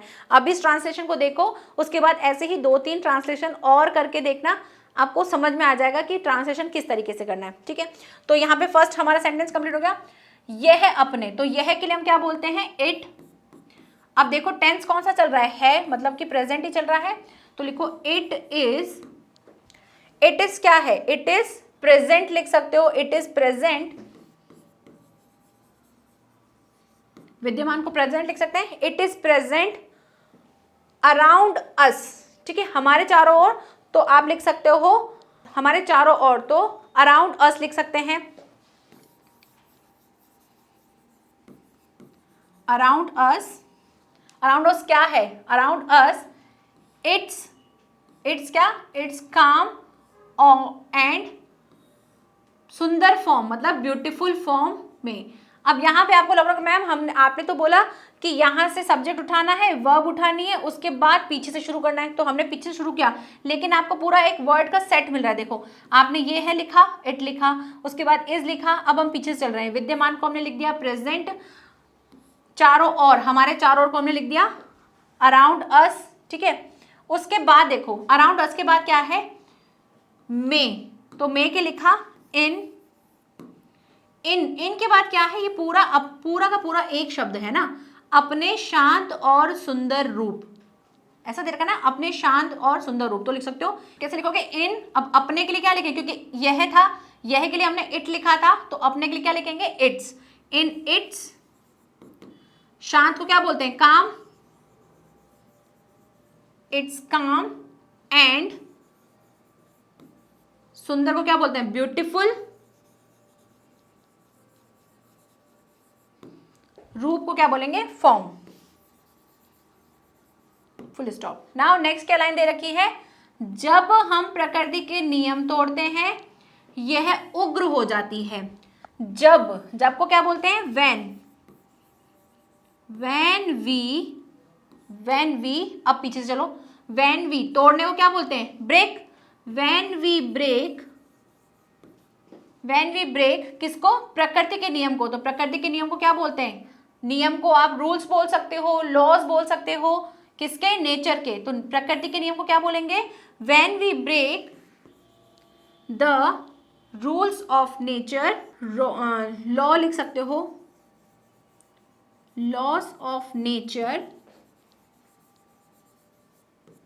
नेचर के बाद कॉमा लगाना है, यह उग्र हो जाती है, यह उग्र हो जाती है। तो यह के लिए हमने भी क्या लिखा था? इट, तो लिख देंगे इट इज के बाद क्या लिखोगे? उग्र हो जाती है। उग्र होने को क्या बोलते हैं? वायलेंट लिख सकते हो, फ्यूरियस लिख सकते हो, ठीक है। तो इट इज हो जाती है। अब हमने क्या लिखा? इट इज लिखेंगे या फिर हो जाती है। तो भाई उग्र हो जाती है तो इसको आप ऐसे भी लिख सकते हो, इट के बाद लिख सकते हो इट बिकम्स लिख सकते हो। किसी चीज का अगर हो जाना होता है कि अब वो डॉक्टर हो गया है, डॉक्टर बन गया है, तो आप इसमें बिकम भी लगा सकते हो। तो इसको बना देना इट बिकम्स, कम्स लिखना, ठीक है, क्योंकि बिकम उसमें एस लगाएंगे क्योंकि हमारा प्रेजेंट टेंस चल रहा है।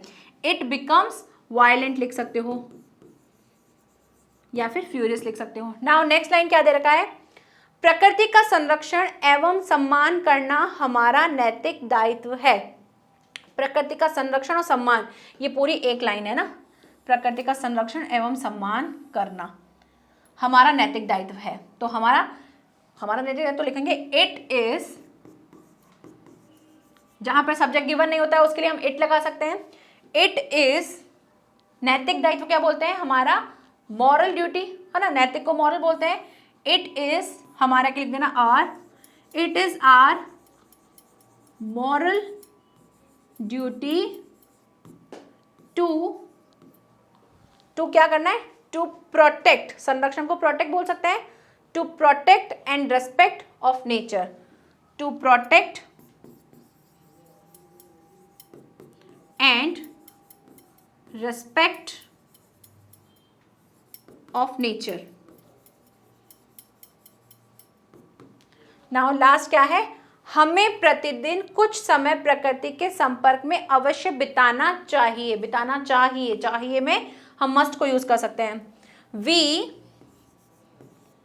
मस्ट या वी शुड भी लिख सकते हो, ठीक है।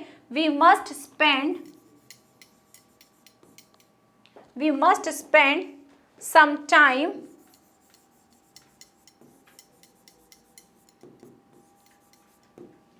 we must spend some time, ठीक है। सम टाइम लिखने के बाद सम टाइम क्या? प्रतिदिन। we must spend some time every day in, कहाँ पर? every day connect, to connect nature, ठीक है। every day in to connect with nature, ठीक है। तो इस तरीके से आप सिंपल वर्ड्स के साथ अपने ट्रांसलेशन को कर सकते हो। बस करना क्या? सब्जेक्ट उठाना, वर्ब लेना और फिर पीछे से शुरू कर देना अपने ट्रांसलेशन को। प्रैक्टिस करना, एक दो बार प्रैक्टिस करोगे आपसे इजीली हो जाएगा, ठीक है। तो 5 नंबर का है, छोड़ना नहीं है, इसलिए अच्छे से इसकी प्रैक्टिस कर लेना, ठीक है। अब आगे बढ़ते हैं। नेक्स्ट क्वेश्चन देखते हैं। Question number 8। क्वेश्चन नंबर 8 क्या है? पहला दे रखा है हाउ डिड, आपको इसमें से सिर्फ एक ही करना है, ओनली वन। तो हाउ डिड मंडेला जो है hunger for freedom change his life, उन्होंने हंगर के लिए उनकी लाइफ कैसे चेंज हो गई थी? तो हिंदी में पहले सोच लो कि कैसे कैसे चेंज हुई थी। वो एक साधु बन चुके थे, है ना, एक बोल्ड मैन बन चुके थे, जो बहुत पहले नहीं थे वो बोल्ड मैन बन चुके थे। अब एक वो फैमिली वाले थे लेकिन अब वो विदाउट फैमिली रहने लग गए। तो ये कुछ चीज़ें जो है वो फ्रीडम के लिए उनके अंदर, उनकी लाइफ जो है इस तरीके से चेंज हो गई। नेक्स्ट है आपको एने फ्रैंक जो है उनके स्केच के बारे में, उनका स्केच बनाना है कि क्या क्या चीज़ें थी एने फ्रैंक में। तो फर्स्ट दे रखा है मंडेलाज ग्रेट डिजायर क्या थी? Was for a freedom of his people to so that the could lead their life with the dignity and self respect. ये सारी चीजें उनके अंदर आ गई थी। That change a fearful young man into a bold one, वो fearful थे मतलब बहुत ज्यादा डरे हुए थे, लेकिन अब वो क्या बन चुके थे? एक बोल्ड मैन बन चुके थे। That draw a law abiding, abiding means होता है कानून में बंधा हुआ एक व्यक्ति, ऐसे एट्रॉनी थे, एट्रॉनी मीन्स होता है वकील, ठीक है, जो वकील वाला जो प्रोफेशन होता है उसको कहा जाता है टू बिकम। अब क्या बन चुके थे, वो एक क्रिमिनल बन चुके थे। That change a family loving husband, एक फैमिली लविंग हस्बैंड से वो क्या बन चुके थे, एक मॉन्क बन चुके थे, मतलब एक मैन ऐसे बन चुके थे जिनका कोई घर नहीं है, और उन्होंने अपनी लाइफ को ऐसा बना दिया था जैसे कि वो एक साधु टाइप के हों और होमलेस पर्सन की तरह, जैसे कि एक मॉन्क होते हैं उस तरह से रहने लग गए थे।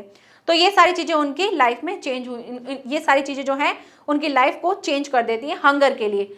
नाउ स्केच एने फ्रैंक का, तो एने फ्रैंक कौन थी उसके बारे में आप लिख सकते हो, कैसी थी वो, लोनली फील करती थी, उसका कोई फ्रेंड नहीं था, शी हैव नो फ्रेंड, उसका कोई फ्रेंड नहीं था, ठीक है। तो Anne Frank was a very sensitive sharp and mature girl, she has no friend, ठीक है, उसकी कोई फ्रेंड नहीं था, and actually unpleasant circumstances she was a living in made her the mature and the wise beyond. वो कैसी हो गई थी, बहुत ज़्यादा मेच्योर हो गई थी, क्योंकि वो कहाँ रहने लग गए थे, उनके साथ जो था नाजीज जो हैं वो लोग आ गए थे, और इस वजह से उनकी फैमिली जो है यहाँ वहाँ भटकने लग गई थी। तो इस वजह से वो अपने उम्र के साथ मेच्योर हो चुकी थी। Now being a few she was a constantly क्या हो गई थी, hounded by the Nazis, and she was living in terrible time, बहुत ही भयानक टाइम उन्होंने देखा था। No doubt she had a family, उसकी फैमिली थी, रिलेटिव्स थे, फ्रेंड्स थे, but she was an introvert, वो इंट्रोवर्ट थी, मतलब किसी से ज़्यादा बात नहीं करती थी। शी फेल्ट अटरिंग लोनली, मतलब वो बात करते समय, मतलब अटरिंग मतलब वो बोलने के लिए थोड़ा लोनली फील करती थी। कुडेंट कन्फाइड, ना ही किसी के सामने कन्फाइड कर पाती थी, बोल पाती थी। She needed a true friend, उसको एक सच्चे फ्रेंड की ज़रूरत थी। Before home she could open her heart, कि जिसके सामने वो क्या कर सके, अपना दिल जो है खोल के अपनी सारी बातें उसे बता सके। तो ये सारी चीज़ें आप स्केच में लिख सकते हो। फिर उसने क्या क्या बताया था, उसने एक ट्रू फ्रेंड देख लिया था, जो उसने एक अपनी डायरी को बनाया था जिसका नेम उसने किटी रखा था। शी वॉज वेरी इमोशनल, बहुत ज़्यादा इमोशनल थी। She loved her grand mother, अपने ग्रैंड मदर को वो बहुत प्यार करती थी। तो जो जो चैप्टर में एक एक छोटी छोटी चीज़ें जो हुई थी उनको आप वन लाइन में बता सकते हो कि क्या क्या था। वो उनकी ग्रैंड मदर को बहुत प्यार, बहुत लव करती थी। उनकी जो मैम थी मिसेस कूप्रस जो थी, उनके साथ उनका बहुत ज़्यादा अच्छा बॉन्ड था। फिर मिस्टर किसिंग जो है उनके बारे में लिख सकते हो कि उन्होंने उनको चैटर बॉक्स कहा था और उनको बहुत अनॉयड करती थी। वो उनके कौन थे, मैथ्स टीचर थे, और वो बहुत ज़्यादा क्लास में बोलती थी। She punished her by giving extra homework, वो उनको क्या देते, एक्स्ट्रा होमवर्क देते थे। But her joke pleased him very much, और उनका जो जोक है उनको बहुत खुशी देता है। तो इस तरीके से आप जो है स्केच में वो सारी चीज़ें लिख सकते हो जो एने फ्रैंक से रिलेटेड है, ठीक है। Now next question number 9, answer any 2 of the following question in about 25 words. 25 words में आपको कोई भी 2 के आंसर देने, तो 25 वर्ड देखते सोचना कि छोटा आंसर लिखना है। अभी देखा था हमने 60 वर्ड्स, तो उसमें अच्छे से आपको आंसर को लिखना था क्योंकि 4 मार्क्स का क्वेश्चन था। तो ये थोड़ा सा ध्यान से सोच के करना कि भाई कौन सा क्वेश्चन कितने मार्क्स का है, तो उसके अकॉर्डिंग अपने आंसर को लिखना। इसमें से आपको एनी 2 पिक करने हैं, तो कोई भी 2, या तो आपको कोई भी 2 टूरिस्ट प्लेसेस के बारे में बताना है जो क्रुक में है। नेक्स्ट है मंथली रिकॉर्ड कहाँ रखता था वो बताना है, या Valli want to ride on the bus, क्यों करना चाहती थी, क्योंकि वो जो है पैसेंजर्स को देखा करती थी और वो चीज़ उसके अंदर एक डिज़ायर बन चुकी थी, इसलिए वो राइड करना चाहती थी। Now start first question number, describe any 2 tourist, तो कोई भी 2 टूरिस्ट प्लेसेस लिखने हैं। एक था आपका ब्रह्मगिरी और दूसरा है निसर्गधाम आइलैंड, ठीक है, Nisargadham island. Next question number 2, where were the monthly accounts of the breaker recorded, कहाँ करते थे, वो करते थे usually collected his bill at the end of the month and the monthly accounts of the breaker were recorded on the some wall in pencils, किसी दीवार पे वो पेंसिल से अपने रिकॉर्ड को लिखा करते थे। Why did Valli want to ride on the bus, a source of unending joy for Valli was the sight of the bus filled each time with a new set of passengers, so her strongest desire wanted to ride the bus once। तो उसके अंदर ये passengers जो थे और वो जो seat पे हर बार पैसेंजर्स नए नए आते थे, यही उसके लिए एक डिज़ायर बन गया और उसने सोचा कि मुझे एक बार राइड करना है। नाउ नेक्स्ट क्वेश्चन नंबर 12 क्या दे रखा है, राइट अ सेंट्रल आइडिया, आपको किसी भी वन मतलब एक पे ही लिखना है, या तो टाइगर इन द जू या फिर ट्री, दोनों में से किसी एक पे लिखना है, या फिर किसी पोम की 4 लाइनें लिखनी है।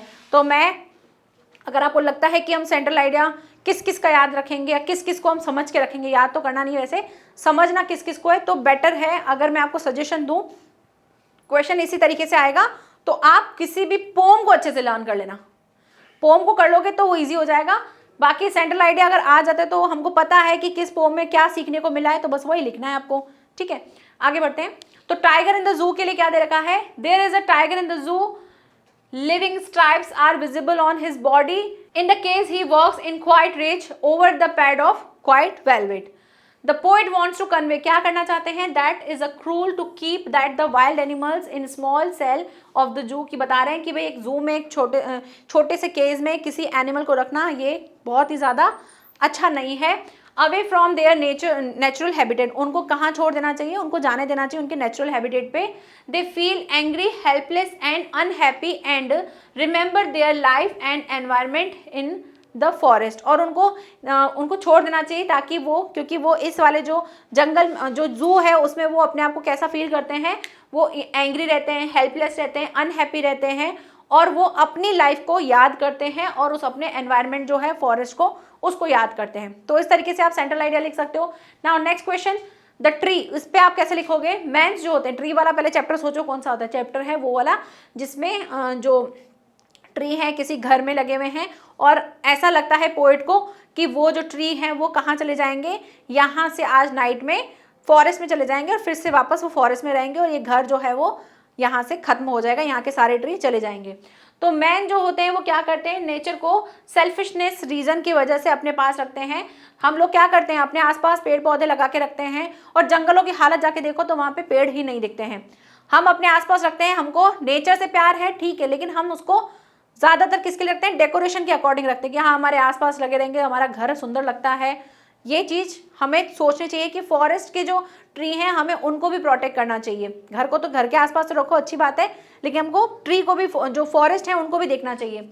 तो यहाँ पे बताया है कि फॉरेस्ट और वहाँ से ब्रॉड जो है ट्री जो है inside decorated the interior of his home, हम अपने होम को इंटीरियर करने के लिए हम क्या करते हैं, ट्रीज को लगाते हैं। The trees which used to the grown in forest are now being grown inside the walls of the house. जो ट्री जो है फॉरेस्ट में ग्रोन हुआ करते थे अब वो कहाँ हो रहे हैं, हमारे घरों के अंदर ग्रो हो रहे हैं, बड़े हो रहे हैं। The poet say that the presence of a few trees inside our home, तो यहाँ पे पोइट क्या बताते हैं, यहाँ पोइट कहते हैं कि उनके घर के जो कुछ ट्री हैं वो क्या कर रहे हैं, home does not become equal to nature, वो कहाँ जाना चाहते हैं, वो फॉरेस्ट में जाना चाहते हैं क्योंकि वहाँ का नेचर जो घर का नेचर है वो इक्वल नहीं है फॉरेस्ट की तरह। It is a very false idea of nature, ये हमारे लिए क्या है, एक बहुत ही नकली वाला नेचर दिखता है। रियल नेचर इज आउटसाइड, जो असली नेचर है वो बाहर की तरफ है। In the forest that we have destroy, जिसको हम क्या कर चुके हैं, डिस्ट्रॉय कर चुके हैं।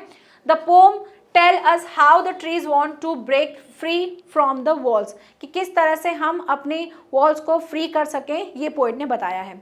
ठीक है, नाउ नेक्स्ट क्वेश्चन है 13, क्वेश्चन नंबर 13 में दे रखा है answer 2 of the following question in about 25 words each, 2 का दे रखा है। ठीक है, पहला क्वेश्चन दे रखा है, यानी 2 ही करने हैं आपको, कोई भी 2 करने।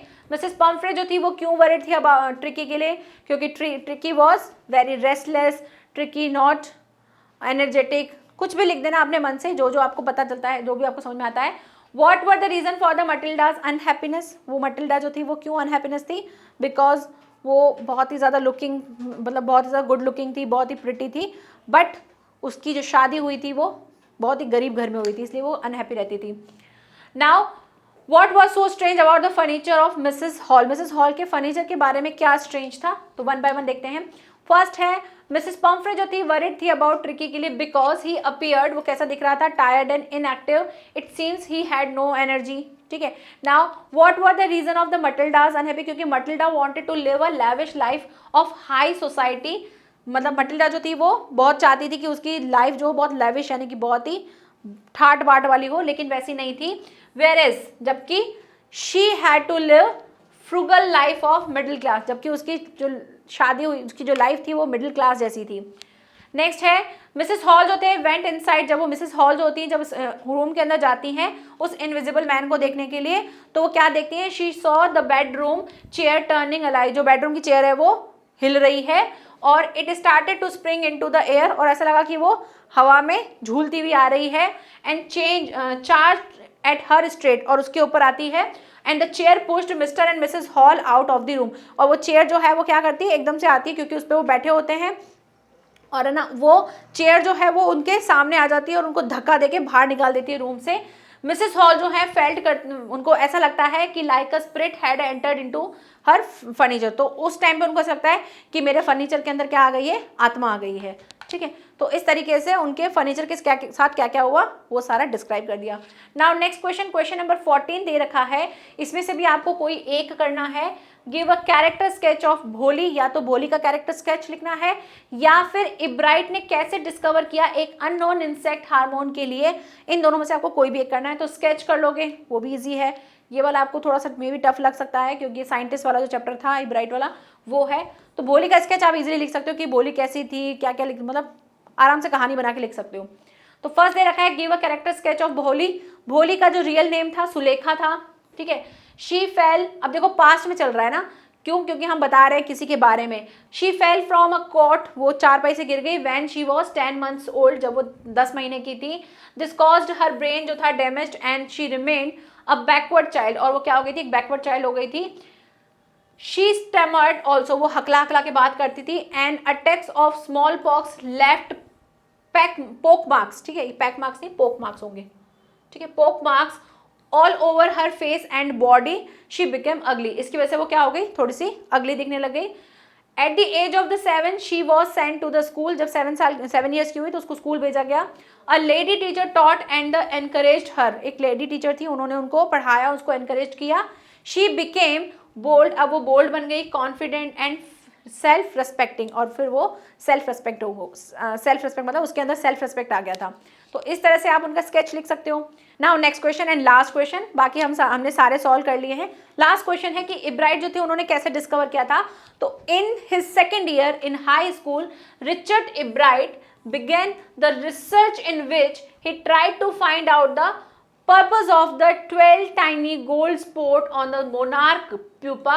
They had to build a device that showed that the spots were producing a hormone necessary for the butterfly's full development. उन्होंने क्या किया था अपने सेकेंड ईयर के टाइम पे, उन्होंने जो एक बटरफ्लाई के अंदर जो कलरफुल जो होता है उसके लिए वो क्या थे, 12 स्पॉट्स थे। तो उन्होंने बताया कि ये 12 स्पॉट्स जो हैं वो किस वजह से आते हैं, उनके अंदर एक हार्मोन जो है वो रिलीज होता है, उस हार्मोन के रिलीज होने से ही वो जो बटरफ्लाई है वो कलरफुल बनती है। तो इस तरह से हिज रिसर्च जो है led to his discovery of an unknown insect hormone, और इस तरह से उन्होंने इस अननोन हार्मोन की रिसर्च की थी। क्लियर, तो यहाँ पर हमारा आज का मॉडल पेपर कंप्लीट होता है। तो आपको सबको क्या करना है, प्रैक्टिस करनी है, आपको इससे ये आइडिया लगाना है कि कौन सा क्वेश्चन कितने मार्क्स का है, हमको किस तरह से किस किस की प्रेपरेशन करनी है। जैसे पैसेज, उसकी प्रैक्टिस कर लोगे 10 मार्क्स का हो जाएगा। एक लेटर या एप्लीकेशन को अगर आप अच्छे से लिखना सीख जाते हो तो 5 मार्क्स का वो हो जाता है। आप अगर ट्रांसलेशन अच्छे से सीख लेते हो तो 5 मार्क्स के वो हो जाते हैं। जितना ग्रामर पोर्शन है वो 10 मार्क्स का है, उसको कर लो। तो आपको अंडरस्टैंडिंग समझ आ जाएगी कि हाँ कौन कौन सी चीज़ें हमको अच्छे से आती हैं और कौन कौन सी चीज़ें हैं जो हमको नहीं आ पा रही। जैसे अब मैं मॉडल पेपर करवा रही हूँ, पैसेज आ गया, आप उससे उसी टाइम पे पॉज करके खुद से भी क्वेश्चन के पैसेज में से आंसर निकाल के रख लो, फिर मेरे से मैच करके देखो कि हाँ हम कितना कर पा रहे हैं। ऐसे ही ग्रामर पोर्शन को, ट्रांसलेशन को, जो भी चीज़ें आपको समझ में आती हैं वो सारी चीज़ें आप ऐसे करके देखो, आपको खुद को पता चल जाएगा कि मेरा कहाँ पॉइंट कमज़ोर है। और उसी टाइम पे उस नोटबुक में, अपने पास में जो नोटबुक है उसमें डाल के लिख लो कि मुझे इस पार्ट में अपना काम करना है, इसको मुझे अच्छे से बेहतर करना है।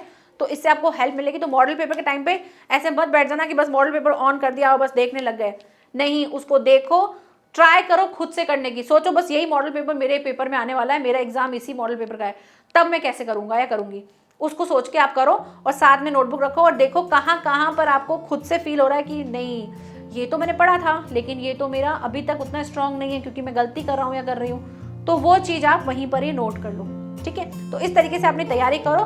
Best of luck, bye bye and take care.